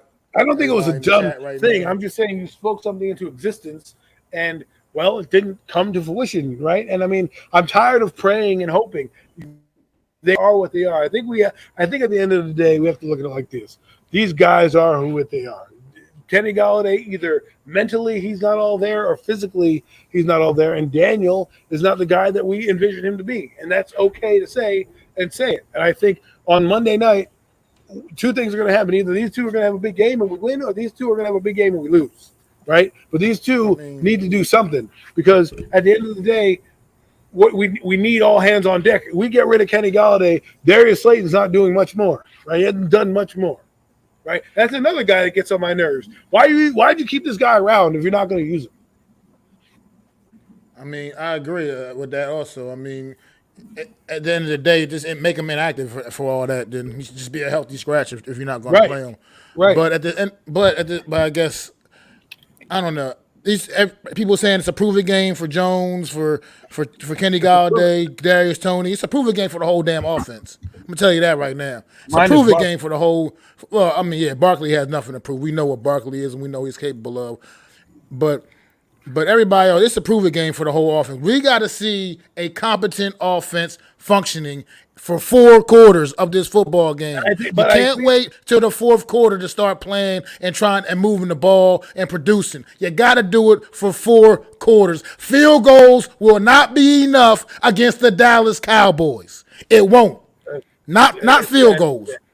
You got to score touchdowns. You better score on your opportunities when they are given to you. If they give you the ball again inside the 20-yard line, punch it in. Punch it in. Because the Dallas Cowboys are coming for blood. Let's get into the preview now. We've talked enough about this team. Let's talk about the preview. I'm with you. You know, the Dallas Cowboys are coming for blood. They just resurrected their season, which is on life support for many of us. I picked them to lose, but it's funny. I picked them to lose this game when we did our picks, but I picked them to win, to upset the Bengals on Sunday because I just thought, hey, if anyone's going to do it, it's the Cowboys. Guess what? Right now, they're like the Philadelphia Eagles of old. They have resurrected themselves. They're going to come into MetLife Stadium, circling this game, saying, this is how we get back in the race. This is how we get back in the race. We know that your team is not as good as you think you are, and we're not as bad as you think we are. We're coming to get you. And this, you can't have an 0-7 Daniel Jones not put up numbers. I got to get the Eagle Daniel Jones, the guy that played in Philadelphia in 2019 where he had that 80-yard run and stumbled at the 15-yard line. Don't do that. But I need the guy that damn near hit Evan Ingram for a game-winning catch. But Evan Ingram dropped. That's the guy. No, he hit Evan Ingram. That's what I'm saying. A game-winning drop. A game-winning drop. You know, I mean, Evan Ingram. Let's not bring that name up. It gives me chills every time I say his name. Right. But that's my point. We lack a lot of talent, and we're playing above the X's and O's because this coaching staff has put us in that position to do so. However, you can see bending but not breaking on offense. But this is a game where you can break. I'll tell you why. Dante Fowler, DeMarcus Lawrence, and that number 11 who some people are not respecting around Giant Nation as a content creator. Oh, he's not that good. 4 sacks in 2 games. He's averaging 2 sacks a game right now. He could easily have 4 sacks in this game. Oh, not that good. I'm tell you right now. Newsflash for anybody. Newsflash. The weakness on this New York Giant O-line has clearly been the interior. The Cowboys are going to attack. They're going to attack that. And where does Michael Parsons? Where does Parsons get a lot of his sacks? Blitzing up the middle, right? Oh yeah, about that. Yeah, and by the way, they had 6 sacks. 2 of them by Michael Parsons, but 1 by Van Der Esch, 1 by another guy named Sam Williams, who got it. DeMarcus Lawrence hasn't even done anything yet. And by the way, DeMarcus Lawrence is a giant killer. You don't think he's going to sit there? I don't care what anybody says. Dan Quinn, Daniel Jones, and that's what I'm scared of. I don't give a shit about anything else. I am worried about this offense against this defense. I care less about Cooper Rush. If Cooper Rush beats us, well, then it wasn't meant to be on Monday Night Football, right? Because, he doesn't have to do much. And he's not going to put the ball in harm's way. They're not going to tell him, hey, just throw the ball up and go ahead. No, he's going to take the shots when they're there. But he was missing guys left and right. But he did what he needed to do. But that's, again, what my point is how does a guy who was 2 weeks on the bench have damn near more yardage than you and you played 2 games? It's the thing with Cooper. Here's the thing going into this game where we really got to put the pressure on Cooper Rush. At the end of the day, he played well against the Bengals on Sunday. I get it. He had this good game against Minnesota last year. Okay, I get it. So he's a competent backup quarterback. But that's what the hell he is. He's a backup quarterback. And he's a backup for a reason because he's not good enough to be a full-time starter. So you got to get that pressure on him. And from my history of watching football, backup quarterbacks don't handle pressure too well. Not most of them, anyway. They don't handle They don't handle a good pass rush because they're just not used to dealing with it because they're usually sitting on the bench holding the goddamn clipboard. So get home with the blitzes, get in Cooper Rush's face. Do not allow him to get any confidence built up, and this game could seriously go our way because at the end of the day, the Cowboys, they can be had. Their defense is phenomenal, but this is a divisional game, a divisional matchup. This defense, I would say, is better than a year ago, but at the same time, it's not a defense we haven't seen before. So let's get out there. Right. You're right. But they've seen our personnel. They're not scared, and they're going to attack the weakness of our team, which is the interior of the line. And the reason about this game, to be honest, is I think the defense can make a score. I think the defense, if Daniel Jones puts the ball in harm's way, is going to be more competent than the Panther defense. In which case, if they're not just going to let a ball go through their hands, they might actually take a pick six to the house. And that could be the difference in the ball game here. And that team is opportunistic, and they haven't gotten their turnovers yet. But with this quarterback under siege, who, by the way, another thing that worries me, like I said, is if we're putting this pressure right now on Daniel, who already has the weight of the world on his shoulders, now he has to have the Kenny Galladay drama dropped all over him, and you have to have the Brian Dable, who's going to probably try to get Kenny Galladay involved. I don't want the quarterback to force plays and force things to a guy that could lead to advantageous situations, which would lead to the game being out of hand because of fumbles and touchdowns and interceptions for TDs, right? Because you're trying to force the ball or you're trying to get cute. The Cowboys defense is fast. They kept him in 2 games. I'm telling you, folks, this is the game. I'm not picking them to win this game. I'll be honest with you. I'm a little worried about this game of all the games here. And here's the thing. I don't want Daniel to play badly against the Dallas Cowboys and go out and beat the Bears. Here's why. Because I said something which you probably guys don't listen because I talk a lot, I talk loud, and a lot of people tune me out. But hear me out. Daniel Jones has trouble against good defenses. It's been his MO in his career. 2 good defenses we faced, he hasn't thrown for over 200 yards. Here's another good defense coming this way. I'm afraid he needs to figure it out. Get out of the funk. Throw the ball up in the air. I will take an interception deep down in their territory if you're doing 1 interception. Don't fumble. They're going to again. Parsons is going to come in the game. He's going to look to strip sack you. He's going to look to get the ball. This defense knows their offense is compromised without Dak Prescott. They're going to do anything and everything to get the ball out. Ball security is going to be a big key here. Daniel needs to step up in that department, and I don't care if he gets sacked 10 times. And don't be gun shy anymore. You got nothing to lose, Daniel. Here's me. This is my war cry to you, Daniel. You need to step up. I'm a guy that hates you, but I'm telling you, the fan base will rally around you if you have a day. If you come out and give us the same effort at week 3, I'm over and I'm done with you. I'm already done with you, but I will put you in the coffin like the Undertaker does, and I will bury you alive. I mean, if you're taking big shots down the field and make a couple aggressive mistakes, that happens. That happens to the best of the quarterbacks in this league. I mean, that happens to the best. Look guys. at Justin Herbert. But if you're like all the little dink and dunk stuff you're doing, and then you're still out there throwing interceptions because you're throwing out routes that you have no business letting go, man. That shit right there is what I can't tolerate. That's what I won't be able to tolerate. And that's what I was telling people. He has problems with that type of defense. And Dan Quinn is going to undercut linebackers and put guys in space. They're not going to. The Cowboys are going to do one thing: stack and not make 26 or the run game beat us. They're going to make sure that Barkley is stifled. They're going to be like, look, I don't care what we have to do. If we have to blitz on every play, we're going to do it. They're going to make Daniel Jones uncomfortable. It's going to be happening. I think this is the best defense they are going to face at the start of the year.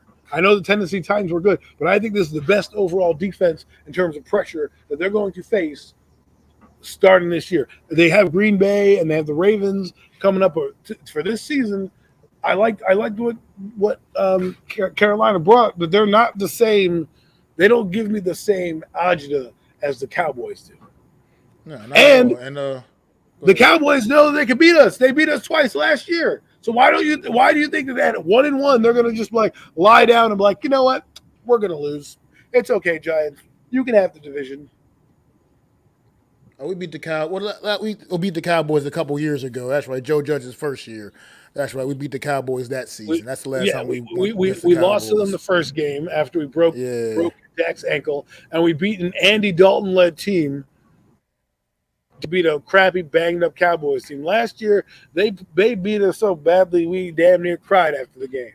You know what I'm saying? They just beat us like we were, we just stole them. Bang! The first time we played them last year, that game could have went a whole different way if half our team didn't get injured. Like, literally, half the damn team got injured in that game. Well, yeah, Daniel can't be burrowing his head into the ground with 2 linebackers coming. Just fall to the ground, live to see another day. Maybe you're right, Mac. Maybe if he doesn't get injured in that game, maybe the game. I felt that game could have went a different way. Daniel Jones actually played fairly well in that game up until he got hurt. and then we Yeah, and then the lose concussion Saquon seems to have Barkley. not Lost number 19 in that game. I mean, it was that guys were just going down. Kadarius Toney we had a lost career day we on the lost other one. 89. We lost 89 because our coach was a softie back then. Well, yeah, that too. That ended up happening. He ended up getting ejected from the game, right? Ejected. But He got no. he had I a agree huge with you. night. That is the reason why we want Tony on the field. And another thing, I'm going to call Brian Daboll out in this game. You have balls, right? You have big balls because I don't really want to talk about a guy's balls, but hear me out here. You have gravitas, okay? You have guts.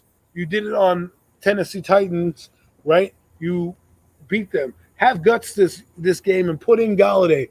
Trust Kadarius Toney. Put these guys in. We need the playmakers because you're only hindering one guy on the field when you do that, and that's number 8. And I don't even like number 8, and I'm trying to help him out here. You know what I'm saying? And I think they know that somebody, number 8, holds them back. So they do a basic offense of a check down. There's a reason why when they were in practice, Daniel Jones had a lot of crappy games. Practices. Then all of a sudden, they made him become check down Charlie, and he gets 17 or 21, and everyone's like, "Oh, look at this!" No, it's because the offensive line sucks and his processing sucks. So simplify the game for him, and he needs to just let it loose. Just let loose. Just if you go down swinging. People are going to respect you for it. People won't hate you for it. I still don't think you're going to be the guy here, but if you're going to go out, at least go out in a blaze of glory. That's what I'm saying. Like, I want to see this offense become a lot more aggressive this week, man. And now you got the bright lights on you. It's the only primetime game this team got this year because it's, quite frankly, the only one we deserve for as bad as we've been the last few years. So, look, you got to go out there and show this national audience. Yeah, you keep winning, you might get flexed into a Sunday night game later on down the line, but we'll not talk about that right now because we ain't there yet. So, you just got to go out there and be more aggressive, man. The defense has been giving you everything they got. Everything they got. Don't waste their efforts, yo. Exactly. That's where I'm getting at. Because don't get to a point where the defense finally gets to a point where they're like, you know what, this offense ain't never going to do shit, man. So we going to just chill out now, too. You know what I mean? Because it trickles down in a locker room. I've been in locker rooms like that. I've played on bad football teams. Not at the NFL level, obviously, but still, nonetheless, I've played on bad football teams. I've played on teams where the offense is fighting the defense because one side of the ball is just so much better than the other. And they feel like the other side is just not pulling their weight. You got to get more aggressive offensively. Like I said, those 2 turnovers ultimately still won us the football game on Sunday. But we got to put those in the end zone. At least one of them should have went in the end zone. At least one of them. You got to take advantage of those opportunities when the defense gives them to you, man. Defense, they out there playing their hearts out, and the offense, I feel like, is just going through the motions a little bit. Other than number 26, Saquon Barkley, obviously, man. And like I said, Sterling Shepard, he's out there giving it his all too. He does a lot of things that don't show up in the stat sheet. You know what I mean? So you just got to go out there and let it fly. Daniel Jones throws a good deep ball. Well, let's see it. Let it fly. You know what I mean? Let it go. You got Kadarius Toney. Let it fly.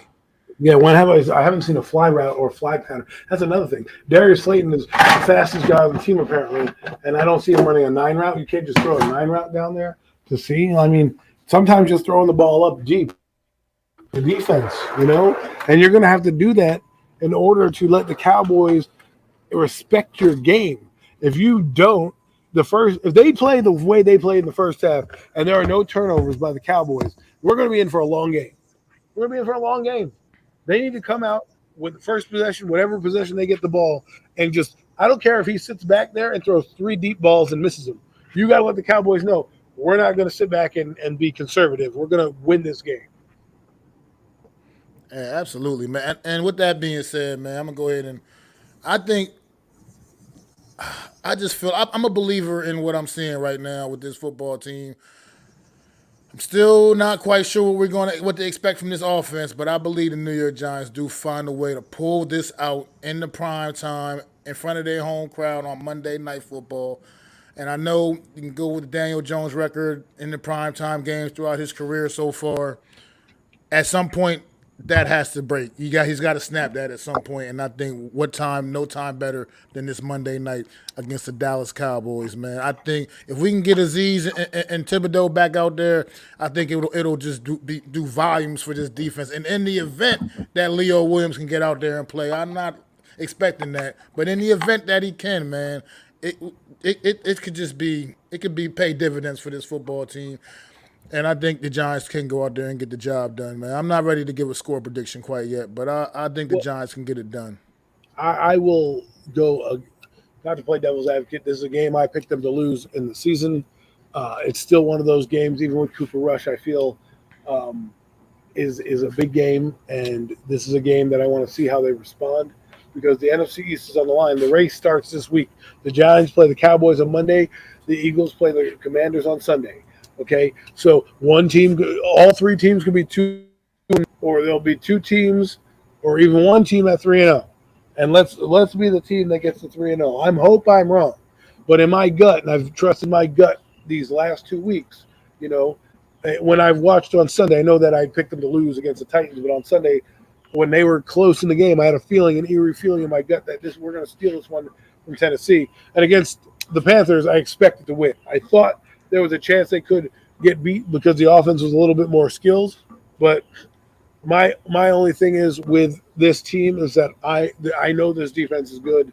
I know they're going to be coming for blood, and I don't trust Daniel in this spot right now with this line. If this game was a few weeks down the road, I would be like, all right, man, we've built up our tolerance. We know this game, I feel like it's ripe for the picking. Too many people are going to go 4-0, 6-0, and when we're overlooking teams, that's when you get bitten. I think this is the game we get bitten, and then we right our ship against the Bears next week, and then that'll prepare us for a 3-1, where a 2-game stretch against two of the better teams in the NFL, the Ravens and the Packers. But I'm sorry, I know they want to hear it, but I'm being honest with you. I'm gonna on Monday, hopefully, to have them win.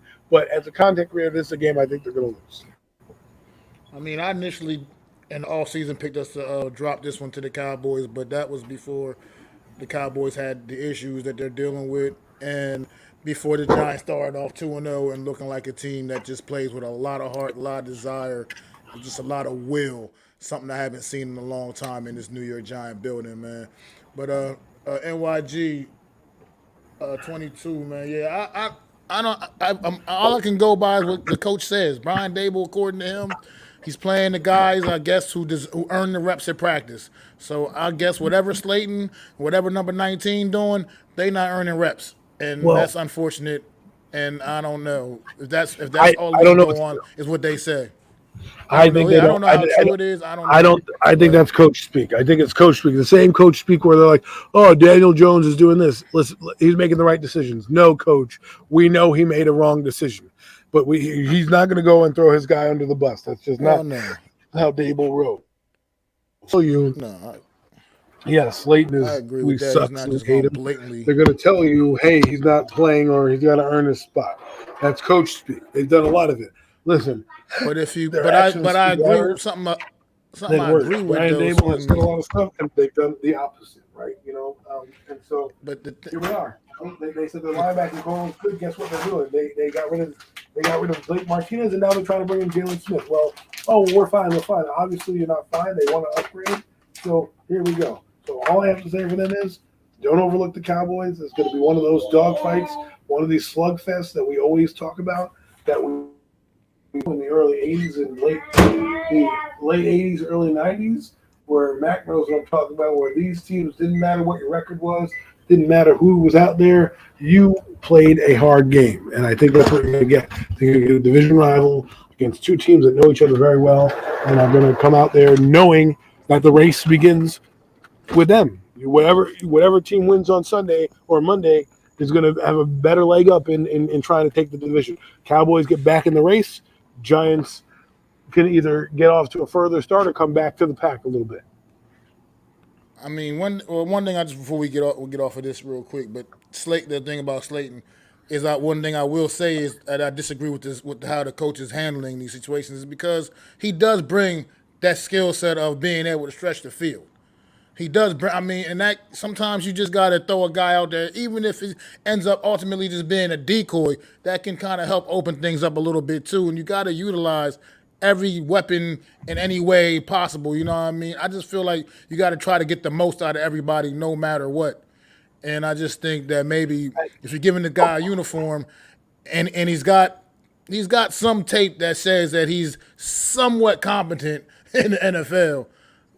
You got. I mean, I don't know. I do want to think it's address. just a matter of not liking the guy. I think it is more or less that they're just not really feeling these They don't guys, like and they him. just They got don't to like him. say the right things in front of the media. I They think don't it like. is They don't nothing like to do both with it. Tony and Galladay, and that's been proven in their actions.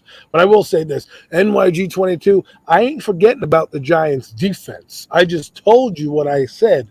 I'm not worried about them beating the Cowboys on offense. I'm worried about their defense being the team in a position to score. For example, Daniel Jones gets a big sack, big fumble. They get the ball in our territory. That changes the whole game. Doesn't matter if you have Cooper Rush. Maybe they get Tony Pollard out in the screen against our linebackers.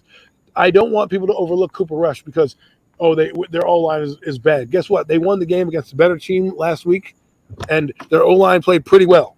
Okay, they did, and that's a fact. You may not want to look at that fact, but that's a fact. And Mike McCarthy, believe it or not, is an offensive mind. So he's going to have a game plan that fits his personnel. So we just need to be able to stop them when we stop them, not turn the ball over and turn them over. All right. And at the end of the day, we'll be holding up the victory. But this is a team that I believe is one of those teams the Giants can have trouble with. And if anyone's going to give them trouble to start the year, it's going to be this. And then one last thought before we go away from the New York Giants, man, is got to give a shout out to my guy O'Shane Jimenez, man. I've been very, very critical of this young man, and he's not like a world beater still. I'm not calling him all of that, but he's stepping up. He has stepped his game up in the absence of Aziz Ojolari and Kayvon Thibodeau.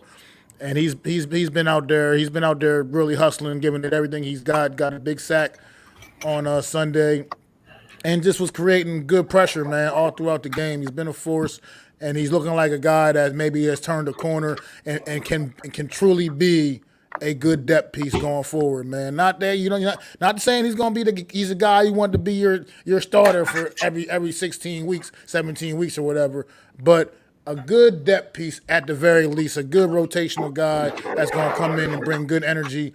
And maybe it's the scheme. He said it himself. I mean, maybe it's just the scheme fits him a lot better, and we're getting a lot more out of him, man. But I had to give a shout out to O'James Jimenez because I had been hard on that kid, and I didn't even want him making this 53 this year. To be quite frank, I wanted him to wanted to be done, wipe our hands clean to him as well. So I'm kind of glad we did keep him around because he's been out there making plays the first couple of weeks of this season. But we one more game. So Daniel Jones should have two quick. or three picks against the Panthers. What's your point, NYG? He won. You're trying to, again, this is what I'm talking about, fitting the narrative.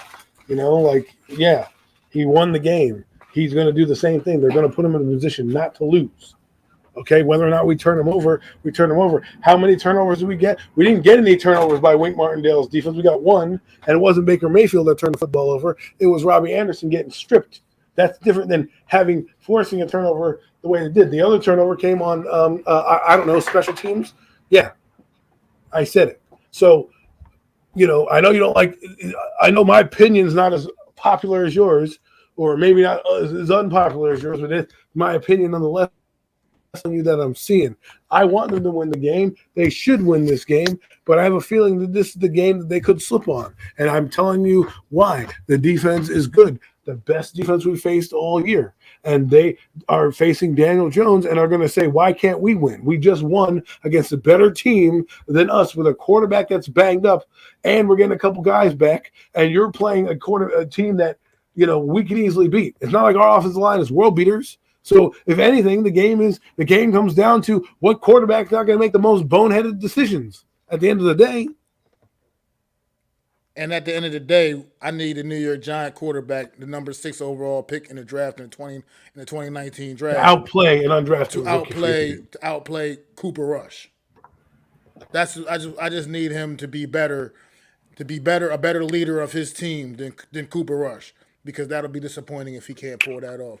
But we got one more game to talk about real quick, and we're not gonna spend a lot of time on this, man. We can just a couple views about how you feel about this game. Another big NFC's matchup: the 3-0 Philadelphia Eagles taking on the 1-1 Washington. I said the 2-0 Philadelphia Eagles taking on the 1-1 Washington Commanders. I'm already giving them the W already. I'm But kind of giving them the W too. I think that was a big game, a statement game against a good team, and I think, you know, as much as the Commanders will probably be in the game because again, uh, you know, and NY NFC East games are close regardless. I think that there's no way that they're going to win. I just don't think there's going to be a way to win. I just think the Eagles are just like I've already said how I felt about the Eagles now, and I really don't want to have to repeat that statement. But I think for everything we talked about earlier in the show, the Eagles I think are just a much better right now. They're just a better football team. I think they're the best team in this division, and I think I said not even close to me in my opinion, based off what we've seen the first couple of weeks of this season.